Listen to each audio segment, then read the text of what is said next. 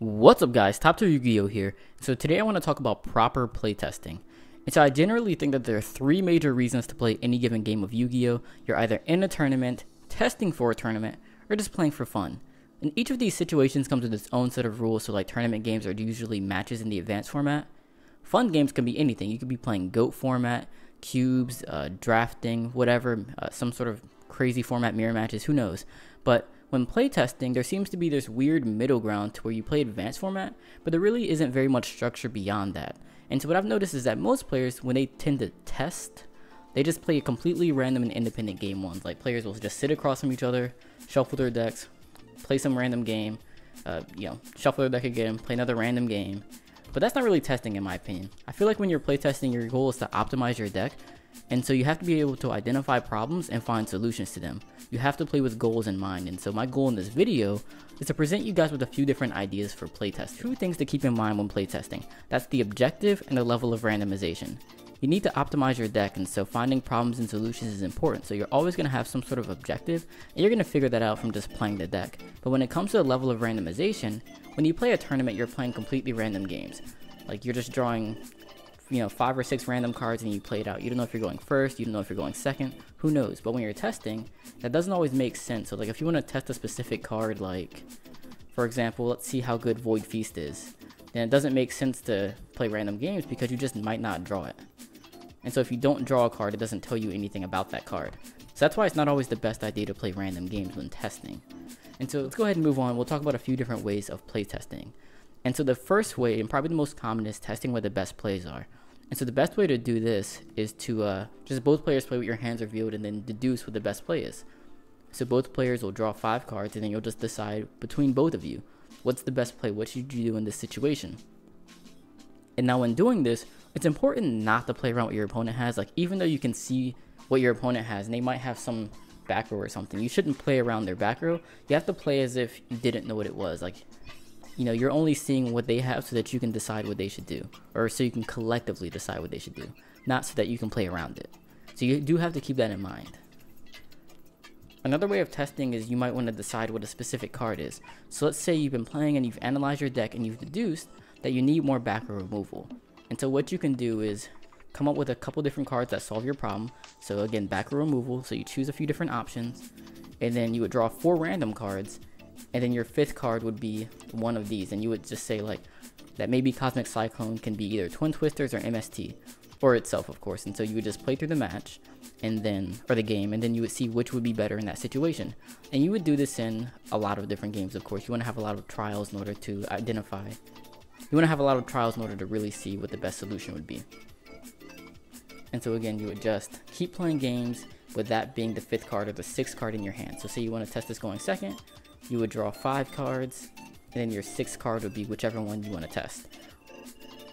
And again, it could be any of the 3, so you just tell your opponent up front before you start testing, like, if I draw MST, it's going to be MST, Cyclone, or Twin Twisters. And when you play it out, just play it as any of those. So if you want to Twin Twister your opponent, you would just, like, activate Twin Twisters and discard something as a cost. So that's one way that you could test a specific card.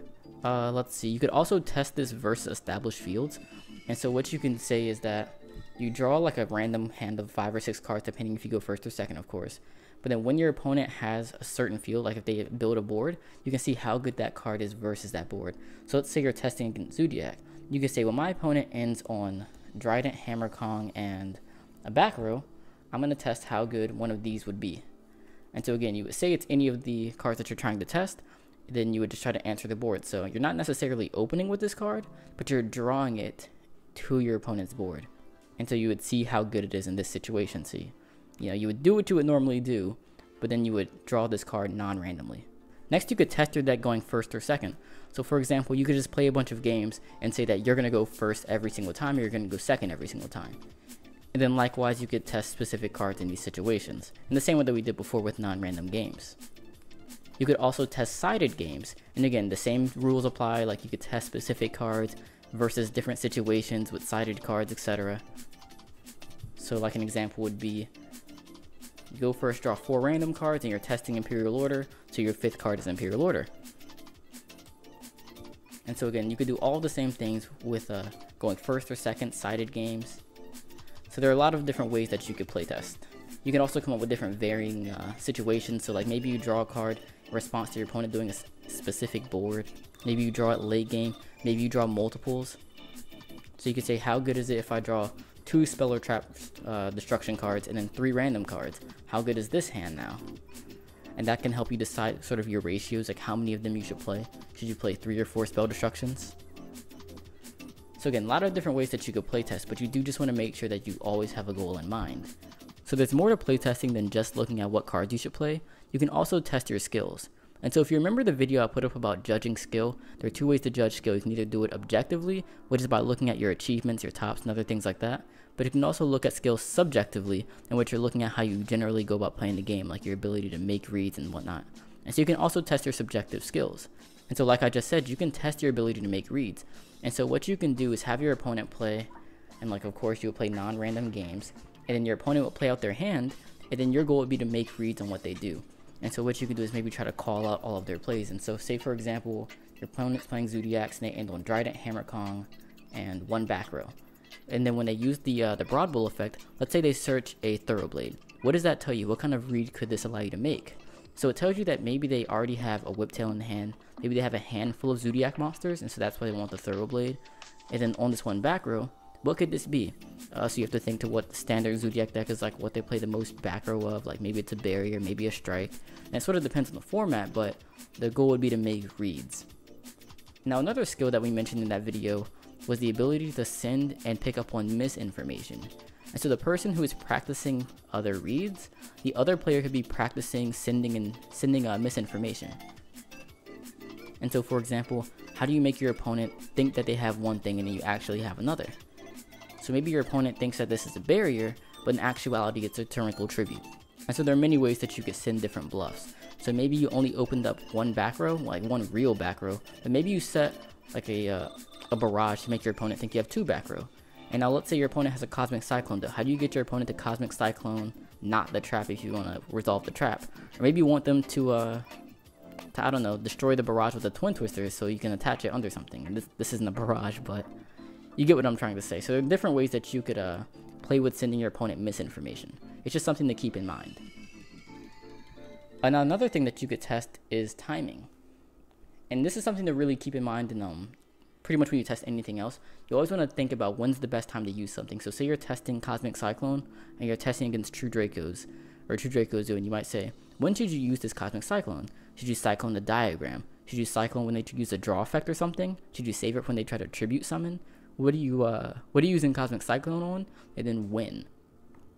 So the timing is always something to keep in mind, and afterwards discuss with your playtesting partner. When do they think the best time would be? Like in this hand, is it better to cyclone this or that?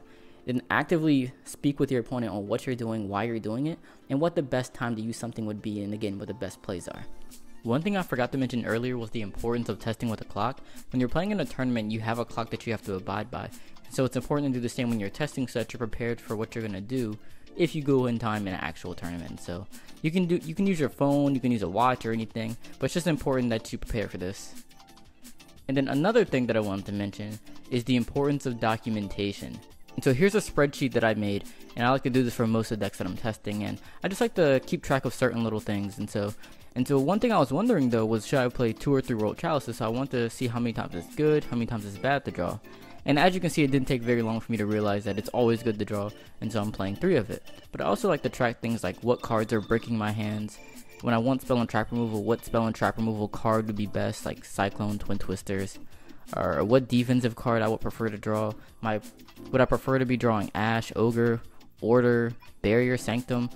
And then also I like to track what extra deck cards I want to make the most. And usually when I test, I don't play a 15 card extra deck, or side by that matter, but I usually play way over 15, and I think this is like 18 or 19 cards, and I make all of them sometimes, but I write down every single time I make any of them, and then I just sort them by like the highest numbers, and then I just choose the 15 that I make the most often.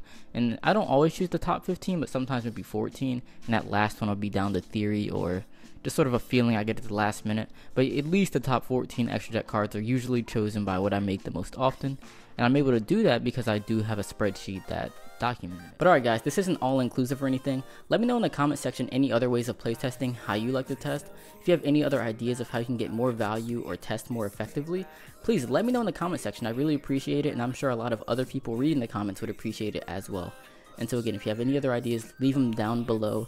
If you liked this video or you enjoyed it, please like it, subscribe to the channel, I'd really appreciate it. But as always guys, thanks for watching, and I will see you in the next video. Those cerulean tides set fire